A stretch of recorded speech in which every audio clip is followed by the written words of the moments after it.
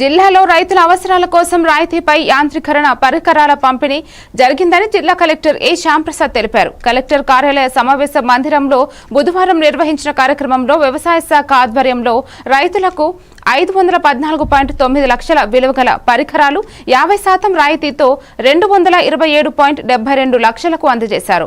ఈ పరికరాలు రైతులకు మాత్రమే కాకుండా ఇతరులకు కూడా ఉపయోగపడేలా చూడాలని కలెక్టర్ సూచించారు. రైతుల సంక్షేమమే ప్రభుత్వ లక్ష్యమని పేర్కొన్నారు. వ్యవసాయ పనిముట్లు అందిస్తామని మా విలేజ్లో ఎవరు మాకు చెప్పారండి. ఈ చెప్పడంతో నాకు పలానా మెటీరియల్ కావాలి, పలానా ఒక మిషన్ కావాలని మేము కోరాము. వాళ్ళు ఏం చేశారంటే మాకు అసలు గవర్నమెంట్ ఏ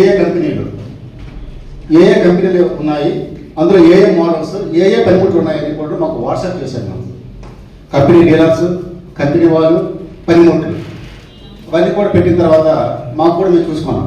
ఆ కంపెనీ డీలర్తో మేమే స్వయంగా మాట్లాడుకున్నాం.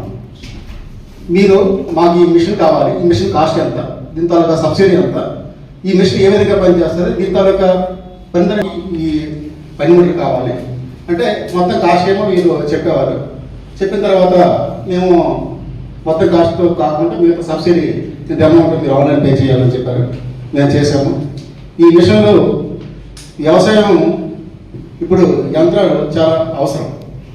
ఈ యంత్రాలతో రైతు ఎక్కువగా వ్యవసాయం చేసుకోవడానికి వీలవుతుంది. ఈ లేబర్ కాస్ట్ తగ్గుతుంది. వ్యవసాయానికి కూడా మనకి ఆదాయం కూడా పెంచుకోవడానికి చాలా ఉపయోగపడుతుంది. ఈ